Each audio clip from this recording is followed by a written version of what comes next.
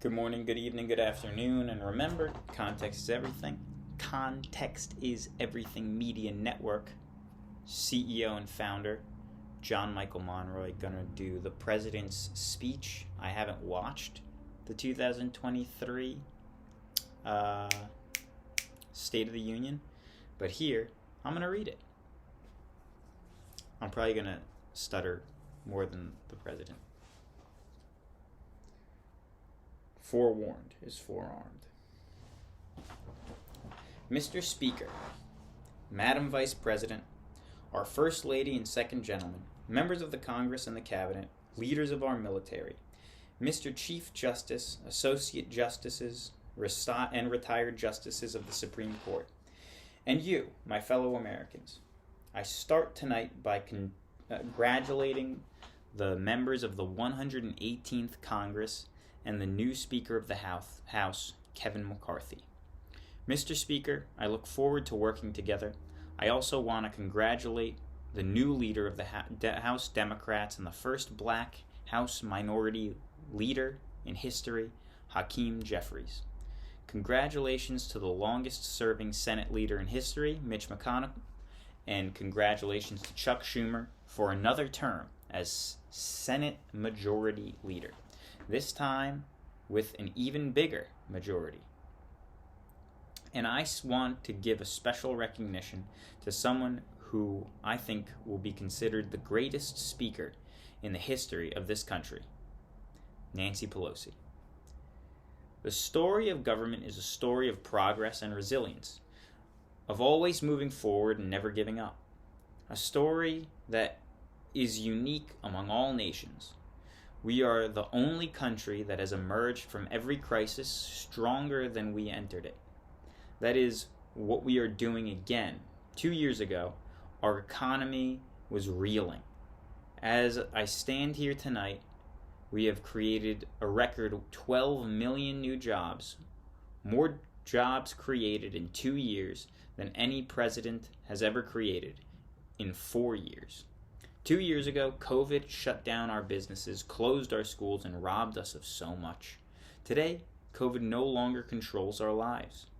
And 2 years ago, our democracy faced its greatest threat since the Civil War. Today, though bruised, our democracy remains unbowed and unbroken. As we gather here tonight, we are writing the next chapter of the great American story, a story of progress and resilience. When world leaders ask me to define America, I define our country in one word: possibilities. You know, we're often told that Democrats and Republicans can't work together.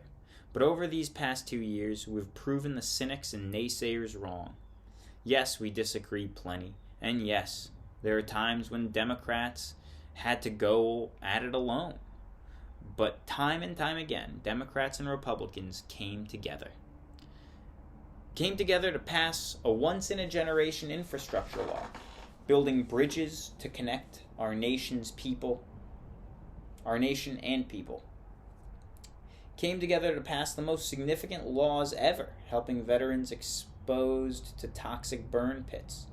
In fact, I signed over 300 bipartisan laws since becoming president.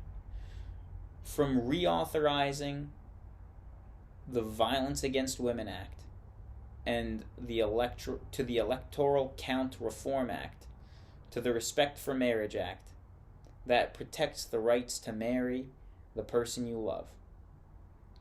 To my Republican friends, if we could work together in the last Congress, there's no reason we can't work together in this new Congress. The people sent us a clear message: fighting for the sake of fighting, power for the sake of power, conflict for the sake of conflict gets us nowhere. And that's always been my vision of our country. The people sent us a clear message: fighting for the sake of fighting, power for the sake of power, and conflict for the sake of conflict gets us nowhere. And that's always been my vision for our country. To restore the soul of the nation, to rebuild the backbone of America, the middle class, to unite the country. We've been sent here to finish the job. For decades, the middle class has hollowed. For decades, the middle class has hollowed out. Too many good-paying manufacturing jobs moved overseas. Factories at home closed down. Once thriving cities and towns became shadows of what they used to be. And along the way, something else was lost. Pride. The sense of self-worth. I ran for president to fundamentally change things, to make sure the economy works for everyone so we can feel pride in what we do. To build an economy from the bottom up and the middle out, not from the top down. Because when the middle class does well, the poor have a ladder up, and the wealthy still do very well. We all do well. As my dad used to say, a job is about a lot more than a paycheck. It's about your dignity. It's about respect. It's about being able to look your kid in the eye and say, honey, it's going to be okay. And I mean it. So let's look at the results. Unemployment rate is at 3.4%, a 50-year low. Near record low unemployment for Black and Hispanic workers. We've already created 800,000 good-paying manufacturing jobs and fastest growing in 40 years. Where is it written that America can't lead the world in manufacturing again? For too many decades, we imported products and exported jobs. Now, thanks to all we've done, we're exporting American products and creating American jobs. Inflation has been a global problem because of the pandemic that disrupted supply chains and Putin's war that disrupted energy and food supplies. But we're better positioned than any country on earth. We have more to do, but here at home, inflation is coming down. We have more to do, but here at home, inflation is coming down. Here at home, gas prices are down $1.50 per gallon since their peak. Food inflation is coming down. Inflation has fallen every month for the last 6 months, while take-home pay has gone up. Inflation has fallen every month for the last 6 months, while take-home pay has gone up. Additionally, over the last 2 years, a record 10 million Americans applied to start a new small business. Every time somebody starts a small business, it's an act of hope. As the vice president the vice president will continue her work to ensure more small businesses can accept capital and the historic laws we've enacted. What does that mean? And the vice president will continue her work to ensure more small businesses can access capital and the historic laws we've enacted. Standing here last year, I shared with you a story of American genius and possibility. Semiconductors, a small computer chip the size of your fingertip that powers everything from cell phones to automobiles and so much more. These chips were invented right here in America. America used to make nearly 40% of the world's chips. But in the last few decades, we lost our edge, and we're down to producing only 10%. We all saw that happen during the pandemic when the chip factories overseas shut down. Today's automobiles need up to 3,000 chips each. But American automakers couldn't make enough cars because there weren't enough chips. Car prices went up. So did everything from refrigerators to cell phones. We can never let that happen again. That's why we came together to pass the bipartisan CHIPS and Science Act. We're making sure the supply chain for America begins in America. We've already created 800,000 manufacturing jobs, even without this law. With this new law, we will create hundreds of thousands of new jobs across the country. That's going to come from companies that have announced more than $300 billion in investments in American manufacturing in the last 2 years. Outside of Columbus, Ohio, Intel is building semiconductor factories on thousands of acres.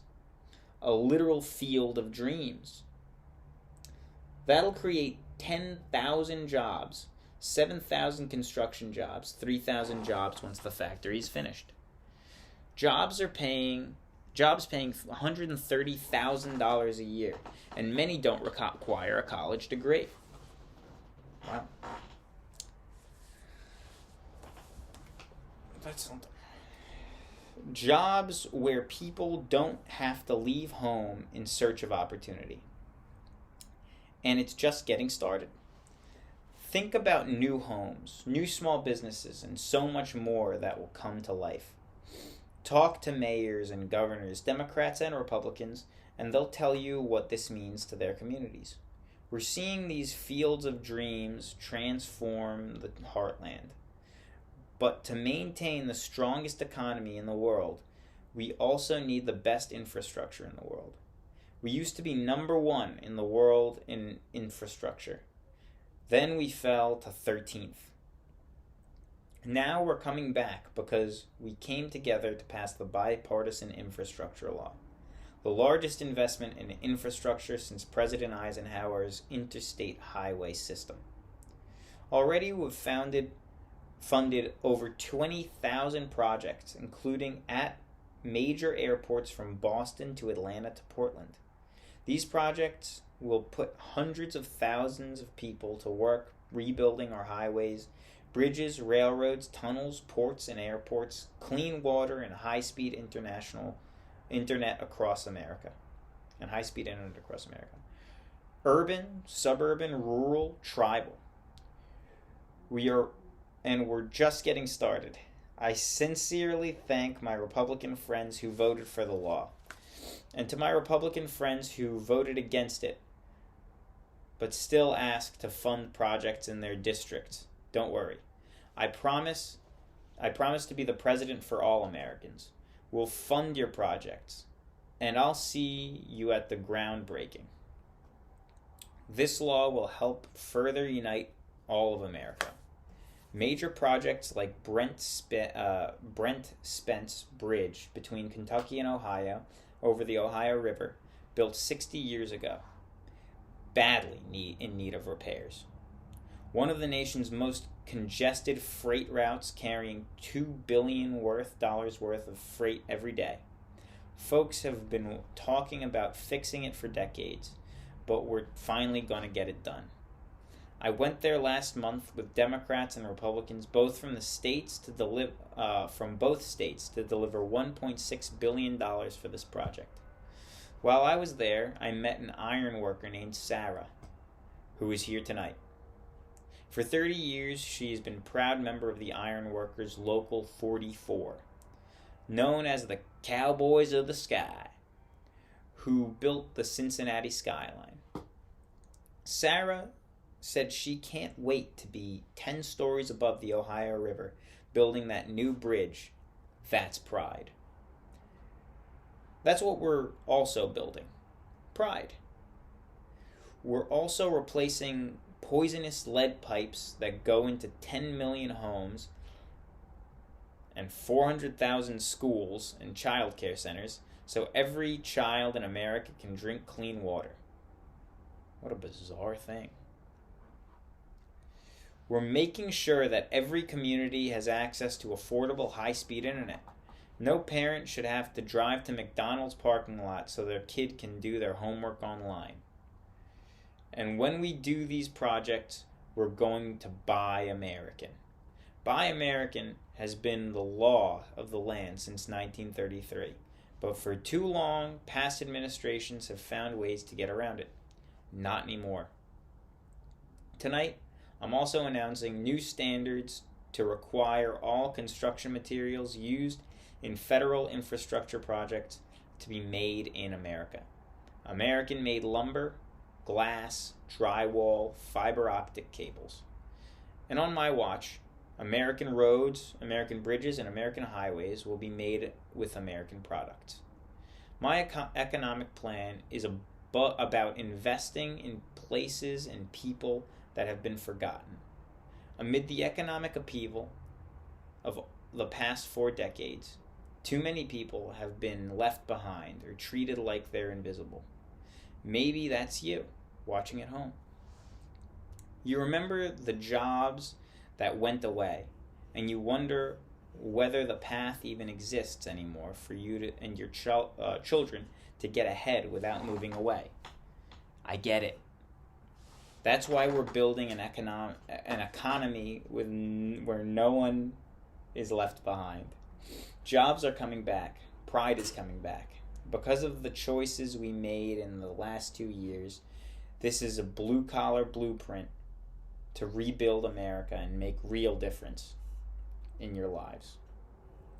For example, too many of you lay in bed at night staring at the ceiling, wondering what will happen if your spouse gets cancer, your child gets sick, or if something happens to you. Will you have the money to pay the medical bills? Will you have to sell your house? I get it. With the Inflation Reduction Act that I signed into law, we're taking on powerful interests to bring your health care costs down so you can sleep better at night. You know, we pay more for prescription drugs than any major country on earth. For example, 1 in 10 Americans has diabetes. Every day, millions need insulin to control their diabetes so they can stay alive. Insulin has been around for 100 years.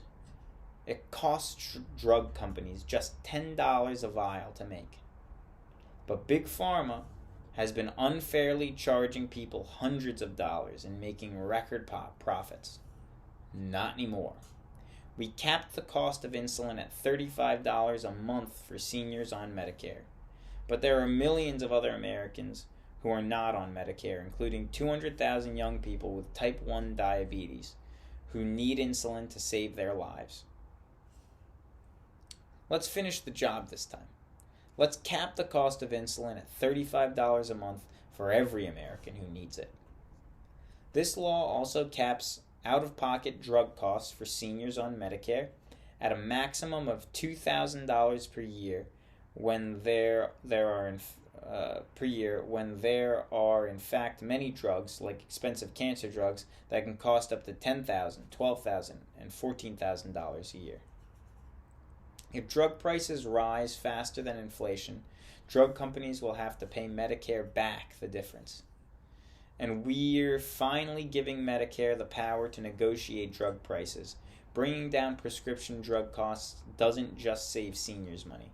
It will cut the federal deficit, saving taxpayers hundreds of billions of dollars on the prescription drugs the government buys for Medicare. Why wouldn't we want to do that?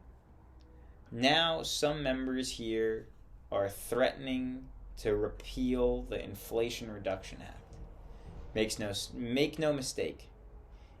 If you try to do anything to raise the cost of prescription drugs, I will veto it. I'm pleased to say that more Americans have health insurance now than ever in history. A record 16 million people are enrolled in the Affordable Care Act.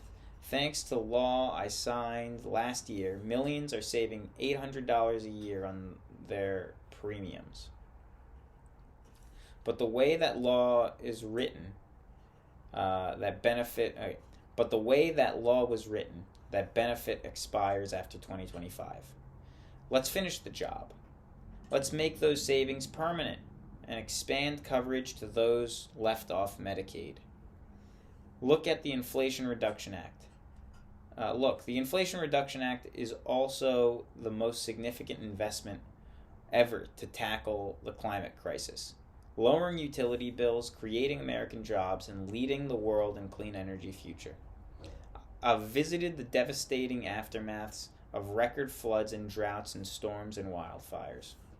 In addition to emergency recovery from Puerto Rico to Florida to Idaho, we are rebuilding for the long term. New electric grids able to weather the next major storm. Roads and water systems to withstand the next big flood. Clean energy to cut pollution and create jobs in communities too often left behind. We're building 500,000 electric vehicles charging stations installed across the country by by tens of thousands of IBEW workers, and helping families save more than $1,000 a year with the tax credits for the purchase of electric vehicles and energy-efficient appliances.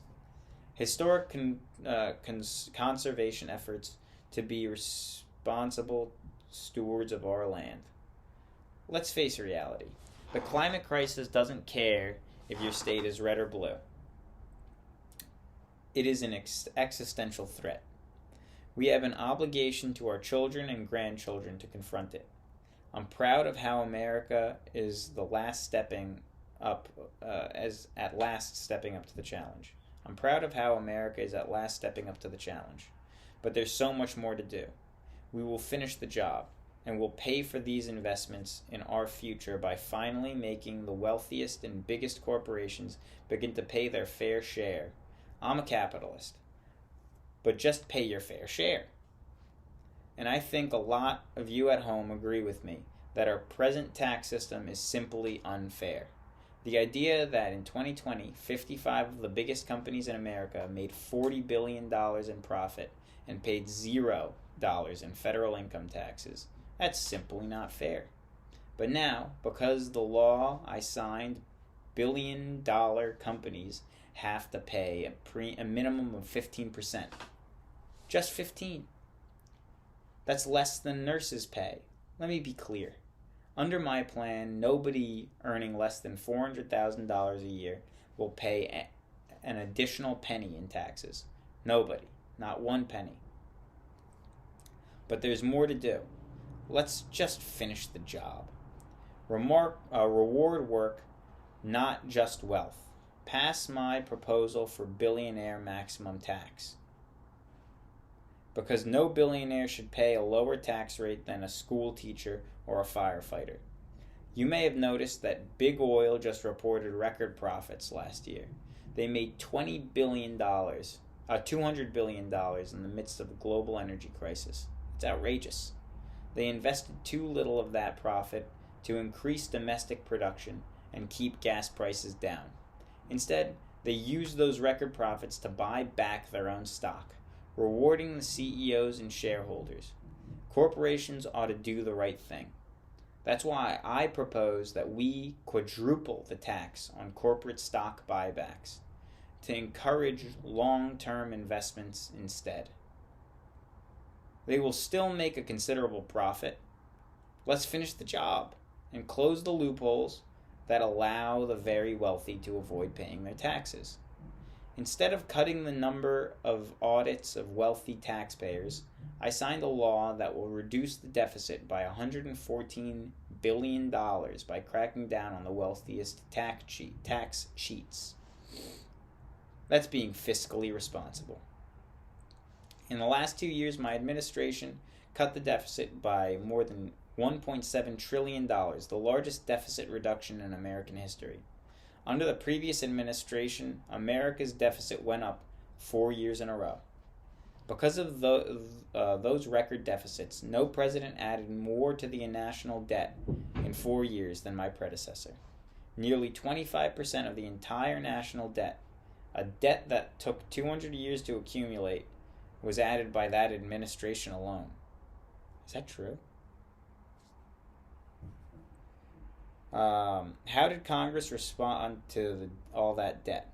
They lifted a debt ceiling 3 times without preconditions or crisis. They paid America's bills to prevent economic disaster for our country. Tonight, I'm asking this Congress to follow suit. Let us commit here tonight that the full faith of the credit of the United States of America will never, ever be questioned. Some of my Republican friends want to take the economy hostage unless I agree to their economic plans. All of you at home should know what their plans are. Instead of making the wealthy pay their fair share, some Republicans want Medicare and Social Security to sunset every 5 years. That means if Congress doesn't vote to keep those programs, they'll go away. Other Republicans say if we don't cut Social Security and Medicare, they'll let America default on its debt for the first time in our history. I won't let it happen. Social Security and Medicare are a lifeline for millions of seniors. Americans have been paying into them with every single paycheck since they started working. So tonight, let's all agree to stand up for seniors. Stand up and show them we will not cut Social Security. We will not cut Medicare. Those benefits belong to the American people. They earned them. If anyone tries to cut Social Security, I will stop them. And if anyone tries to cut Medicare, I will stop them. I will not allow them to be taken away, not today, not tomorrow, not ever. Next month, when I offer my fiscal plan, I ask my Republican friends to offer their plan. We can sit down together and discuss both plans together. My plan will lower the deficit by $2 trillion. I won't cut a single Social Security or Medicare benefit.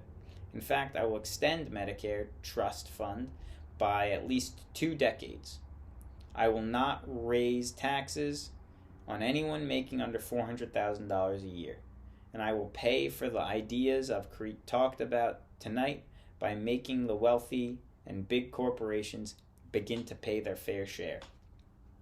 Look, here's the deal. Big corporations aren't just taking advantage of the tax code, they're taking advantage of you, the American consumer. Here's my message to all of you out there. I have your back. We're already preventing insurance companies from sending surplus medical bills, stopping 1 million surprise bills a month. We're protecting seniors' lives and life-saving by cracking down on nursing homes that commit fraud, endanger patient safety, and prescribe drugs they don't need. Millions of Americans can now save thousands of dollars because they can finally get hearing aids over the counter without a prescription. Capitalism without competition is not capitalism. It's exploitation. Last year, I cracked down on foreign shipping companies that were making you pay higher prices for everyday goods coming into our country. I signed a bipartisan bill that cut shipping costs by 90%, helping American farmers, businesses, and consumers. Let's finish the job. Pass bipartisan legislation to strengthen antitrust enforcement and prevent big online platforms from giving their own products an unfair advantage. My administration is also taking on junk fees, those hidden surcharges too many businesses use to make you pay more. For example, we're making airlines show you the full ticket price up front and refund your money if your flight is canceled or delayed. We've reduced exorbitant bank overdraft fees, saving consumers more than $1 billion a year. We're cutting credit card late fees by 75% from $30 to $8. Junk fees may not matter for the very wealthy, but they matter for most folks in homes like the one I grew up in. They add up to hundreds of dollars a month. They make it harder for you to pay the bills after or afford that family trip. I know how unfair it feels when a company overcharges and gets away with it. Not anymore. We've written a bill to stop that. It's called the Junk Fee Prevention Act. Will ban surprise resort fees that hotels tack on your bill. These fees can cost you up to $90 a night at a hotel that doesn't even have a resort. We'll make cable, internet, and cell phone companies stop charging you up to $200 or more than you decide when you decide to switch to another provider. We'll cap service fees on tickets to concerts and sporting events to make companies disclose all fees up front. And we'll prohibit airlines from charging up to $50 round trip or for families just to sit together. Baggage fees are bad enough. They can't just treat our children like a piece of luggage. Americans are tired of being played as suckers. Pass the Junk Fee Prevention Act so companies stop ripping us off. For too long, workers have been getting stiffed. Not anymore. We're beginning to restore the dignity of work. For example, 30 million workers had to sign non-compete agreements when they took a job.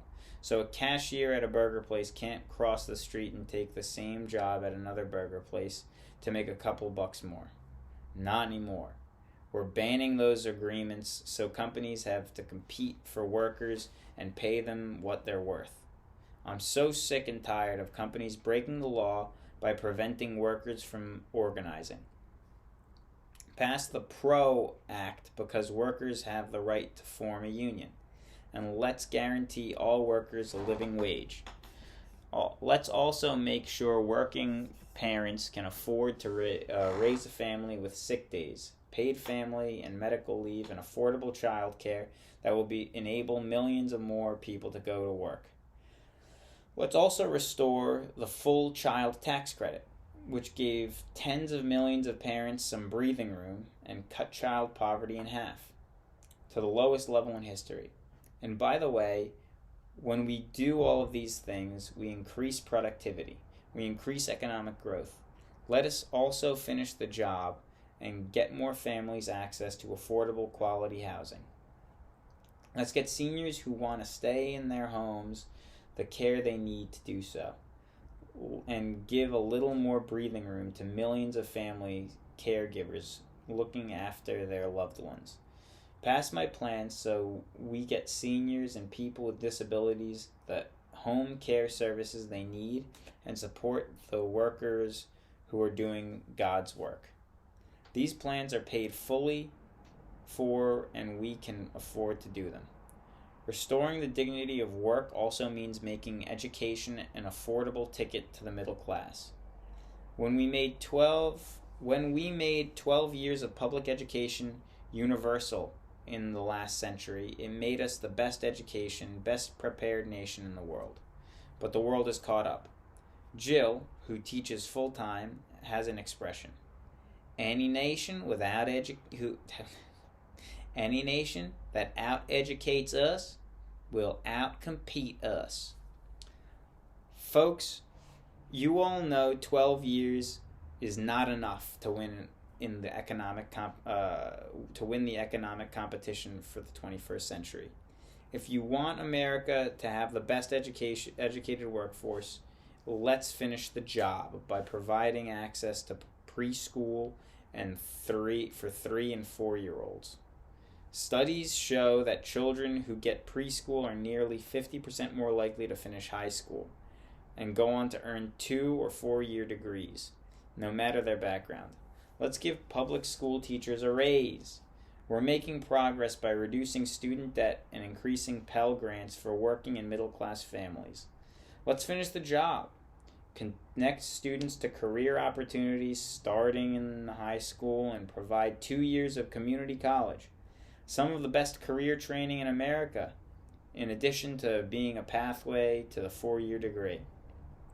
Let's offer every American the path to a good career, whether they go to college or not. And folks, in the midst of the COVID crisis when schools were closed, let's also recognize how far we've come in the fight against the pandemic itself. While the virus is not gone, thanks to the resilience of American people, we have broken COVID's grip on us. COVID deaths are down nearly 90%. We have saved millions of lives and opened the country back up. And soon we'll end the public health emergency. But we will remember the toll and pain that will never go away for so many. More than 1 million Americans have lost their lives to COVID. Families grieving, children orphaned, empty chairs at the dining room table. We remember them, and we remain vigilant. We still need to monitor dozens of variants and support new vaccines and treatments. So Congress needs to fund these efforts to keep America safe.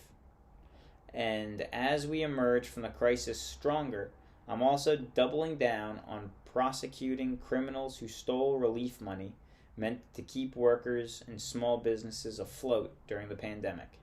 Before I came to office, my inspector generals who had protected taxpayer dollars were sidelined. Fraud was rampant. Last year, I told you the watchdogs are back. Since then, we've recovered billions of taxpayer dollars. Now, let's triple their anti-fraud strike force going after those criminals. Double the statute of limitations on these crimes and crack down on identity fraud by criminals syndicates stealing billions of dollars from the American people. For every dollar we put into fighting fraud, taxpayers get back at least 10 times that much. COVID left other scars, like the spike in violent crime in 2020, the first year of the pandemic. We have an obligation to make sure all of our people are safe. Public safety depends on public trust, but too often that trust is violated. Joining us tonight are the parents of Tyree Nichols, who had to bury him just last week. There are no words to describe the heartbreak and grief of losing a child, but imagine what it's like to lose a child at the hands of the law. Imagine having to worry whether your son or daughter will come home from walking down the street or playing in the park or just driving their car. I've never had to have a talk with my children, Bo, Hunter, and Ashley, that so many black and brown families have had with their children. If the police officer pulls you over, turn on your interior lights, don't reach for your license, keep your hands on the steering wheel. Imagine having to worry like that every day in America. That's good advice. You should do that. Roll down your windows. Here's what Tyree's mom shared with me when I asked her how she finds the courage to carry on and speak out. With faith in God, she said her son was a beautiful soul and something good will come from this. Imagine how much courage and character that takes. It's up to us to make up to all of us. It's up to us, up to all of us. We want the same thing. Neighborhoods free of violence. Law enforcement who earns the community's trust. Our children to come home safely. Equal protection under the law. That's the covenant that we have with each other in America. And we know police officers put their lives on the line every day, and we ask them to do too much. To be counselors, social workers, psychologists responding to drug overdoses, mental health crises, and more. We ask too much of them. I know most cops are good, decent people. They risk their lives every day, every time they put on that shield. But what happened to Tyree in Memphis happens too often. We have to do better. Give law enforcement the training they need. Hold them to higher standards and help them succeed in keeping everyone safe. We also need more first responders and other professionals to address growing mental health and substance abuse challenges. More resources to reduce violent crime and gun crime. More community intervention programs. More investments in housing and education and job training. All this can help prevent violence in the first place. And when police officers or departments violate a public trust, we must hold them accountable. When the support of families of victims, civil rights groups, and law enforcement, I signed the executive order for all federal officers banning chokeholds, restricting no-knock warrants, and other key elements of the George Floyd Act. Let's commit ourselves to make the words of Tyree's mother come true. Something good must come from this. All of us in this chamber, we need to rise to the moment. We can't turn away. Let's do what we know in our hearts to be what we need to do. Let's come together and find the job on police reform and finish the job on police reform. Do something. That was the same plea of parents who lost their children in Uvalde. do something on gun violence. Thank God we did, passing the most sweeping gun safety law in 3 decades. That includes things that the majority of responsible gun owners support, like enhancing background checks for 18 to 21-year-olds, and red flag laws keeping guns out of the hands of people who are in danger to themselves and others. But we know our work is not done. Joining us tonight is Brandon Say, a 26-year-old hero. Brandon put off his college dreams to stay by his mom's side when she was dying from cancer. He now works at a dance studio started by his grandparents. 2 weeks ago, during the Lunar New Year celebration, he heard the studio's front door close and saw a man pointing a gun at him. He thought he was going to die, but then he thought about the people inside. In that instant, he found the courage to act and wrestled the semi-automatic pistol away from the gunman, who had already killed 11 people at another dance studio. He saved lives. It's time we do the same. Ban assault weapons once and for all. We did it before. I led the fight to ban them in 1994. In the 10 years the ban was law, mass shootings went down. After Republicans let it expire, mass shootings tripled. Let's finish the job and ban assault weapons again. And let's also come together on immigration and make it a bipartisan issue like it was before. When we now have a record number of personnel working to secure the border, arrest 8,000 human smugglers, and seizing over 23,000 pounds of fentanyl in just the last several months. Since we launched our new border plan last month, unlawful migration from Cuba, Haiti, Nicaragua, and Venezuela has come down 97%. But America's border problems won't be fixed until Congress acts. If you won't pass my comprehensive immigration reform, at least pass my plan to provide the equipment and officers to secure the border, and a pathway to citizenship for dreamers, those on temporary status, farm workers, and essential workers. Here in the People's House, it's our duty to protect all of the people's rights and freedoms. Congress must restore the right the Supreme Court took away last year and codify Roe v. Wade, to protect every woman's constitutional right to choose. The Vice President and I are doing everything we can to protect access to reproductive health care and safeguard patient privacy. But already, more than a dozen states are enforcing extreme abortion bans. Make no mistake, if Congress passes the national abortion ban, I will veto it. Let's also pass bipartisan Equality Act that ensures LGBTQ Americans, especially transgender young people, can live with safety and dignity. Our strength is not just the example of our power, but the power of our example. Let's remember the world is watching. I spoke from this chamber 1 year ago, just days after Vladimir Putin unleashed his brutal war against Ukraine, a murderous assault evoking images of death and destruction Europe suffered in World War II. Putin's invasion has been a test for the ages, a test for America, a test for the world. Would we stand for the most basic of principles? Would we stand for sovereignty? Would we stand for the right of people to live free from tyranny?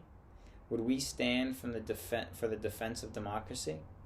For such defense matters to us.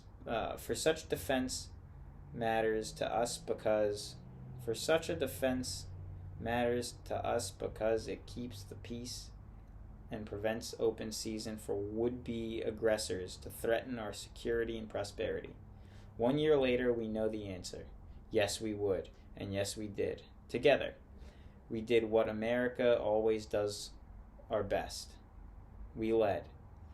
We united NATO and built a global coalition. We stood against Putin's aggression. We stood with the Ukrainian people. Tonight, we are once again joined by Ukraine's ambassador to the United States. She represents not just her nation, but the courage of her people. Ambassador, America is united in our support of your country. We stand with you as long as it takes. Our nation is working for more freedom, more dignity, and more peace, not just in Europe, but everywhere. Before I came to office, the story was about how People's Republic of China increasing its power and America was falling in the world. Not anymore. I've made clear what President Xi that we seek competition, not conflict.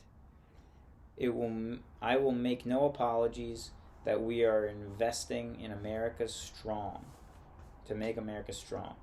Investing to make America innovation in industries that will define the future and that China's government will intend on dominating. Investing in our alliances and working with our allies to protect our advanced technologies so they're not used against us. Modernizing our military to safeguard stability and deter aggression. Today, we're in the strongest position in decades to compete with China or anyone else in the world. I am committed to work with China where it can advance the United States' interest and benefit the world. Pardon. This is a little more difficult than I expected it. But make no mistake, as we made clear last week, if China threatens our sovereignty, we will act to protect our country. And we did. And let's be clear, winning the competition with China should unite all of us. We face serious challenges across the world. But in the past 2 years, democracies have become stronger, not weaker. Autocracies have grown weaker, not stronger. America is rallying the world again to meet those challenges, from climate to global health, to food insecurity, to terrorism and territorial aggression. Allies are stepping up, spending more and doing more, and bridges are forming between partners in the Pacific and those in the Atlantic. And those who bet against America are learning just how wrong they are. It's never a good bet to bet against America. When I came to office, most everyone assumed bipartisanship was impossible, but I never believed it. That's why a year ago I offered a unity agenda for the nation. We've made real progress. Together, we passed the law making it easier for doctors to prescribe effective treatment for opioid addiction, passed a gun safety law making historic investments in mental health, launching ARPA-H to drive breakthroughs to fight cancer, Alzheimer's, diabetes, and so much more. We passed Heath Robinson PACT Act, named for the late Iraq War veteran whose story about exposure to toxic burn pits I shared here last year. But there's so much more to do, and we can do it together. Joining us tonight is a father named Doug from Newton, New Hampshire. He wrote Jill and me a letter about his daughter Courtney. Contagious laugh, her sister's best friend. He wrote Jill and me a letter about his daughter Courtney. Contagious laugh, her sister's best friend. He shared a story all too familiar to millions of Americans. Courtney discovered pills in high school. It's spiraled into addiction and eventually her death from fentanyl overdose. She was 20 years old. Describing the last 8 years without her, Doug said, there was no worse pain. Yet their family was turning pain into purpose, working to end stigma and change laws. He told us he wants to start the journey toward America's recovery. Doug, we're with you. Fentanyl is killing more than 70,000 Americans a year. Let's launch a major surge to stop fentanyl production, sale, and trafficking. More drug detention machines to inspect cargo and stop pills and powder at the border. Working with couriers like FedEx to inspect more packages for drugs. Strong penalties to crack down on fentanyl trafficking. Second, let's do more on mental health, especially for our children. When millions of young people are struggling with bullying, violence, trauma, we owe them great access to mental health care at school. We must finally hold social media companies accountable for the experiment they are running on our children for profit. It's time to pass the bipartisan legislation to stop big tech from collecting personal data on kids and teenagers online. Ban targeted advertisements to children and impose stricter limits on the personal data these companies collect on all of us.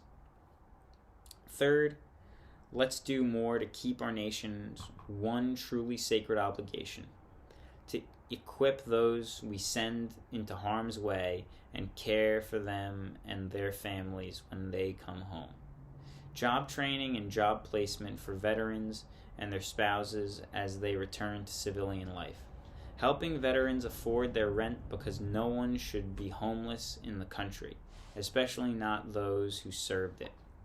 And we cannot go on losing 17 veterans a day to the silent scourge of suicide. The VA is doing everything it can, including expanding mental health screenings and a proven program that recruits veterans to help other veterans understand what they're going through and get the help they need. Fourth, last year Jill and I reignited the cancer moonshot that President Obama asked me to lead in our administration. Our goal is to cut the cancer death rate by 50% over the next 25 years, turn more cancers from death sentences to treatable diseases, and provide more support for patients and families. It's personal for so many of us. Joining us are Maurice and Candace, an Irishman and a daughter of immigrants from Panama. They met and fell in love in New York City and got married in the same chapel as Jill and I. Kindred spirits. He wrote us a letter about their little daughter, Ava. She was just a year old when she was diagnosed with a rare kidney cancer. 26 blood transfusions, 11 rounds of radiation, 8 rounds of chemo, and 1 kidney removed. A 5% survival rate. He wrote how in the darkest moments he thought, if she goes, I can't stay. Jill and I understand, like so many of you. They read how Jill described our family's cancer journey and how we tried to steal moments of joy where we can. For them, that glimmer of joy was a half smile from their baby girl. It meant everything. They never gave up hope. Ava never gave up hope. She turns 4 next month. They just found out that Ava beat the odds and is on her way to being cancer-free, and she's watching from the White House tonight. For the lives we can save and for the lives we have lost, let this be a truly American moment that rallies the country and the world together and proves that we can do big things. 20 years ago, under the leadership of President Bush and countless advocates and champions, we undertook the bipartisan effort through PEPFAR to transform the global fight against HIV/AIDS. It's been a huge success. I believe we can do the same with cancer. Let's end cancer as we know it and cure some cancers once and for all. there's one reason why we're able to do all of these things: our democracy itself. It's the most fundamental thing of all. With democracy, everything is possible. Without it, nothing is. For the last few years, our democracy has been threatened, attacked, and put at risk. Put to the test here, in this very room on January 6th. And then, just a few months ago, unhinged by the big lie, an assailant unleashed political violence in the home of then Speaker of the House of Representatives, using the very same language in insurrectionists who stalked these halls chanting on January 6th. Here tonight, in this chamber, is the man who bears the scars from that brutal attack, but is as tough and strong and resilient as they get. My friend, Paul Pelosi. But such a heinous act never should have happened. We must speak out. There is no place for political violence in America. In America, we must protect the right to vote, not suppress the fundamental right. We honor the results of our elections, not subvert the will of the people. We must uphold the rule of law and restore the trust in institution of democracy. And we must give hate and extremism in any form no safe harbor. Democracy must be a partisan issue. Now, democracy must not be a partisan issue. It must be an American issue.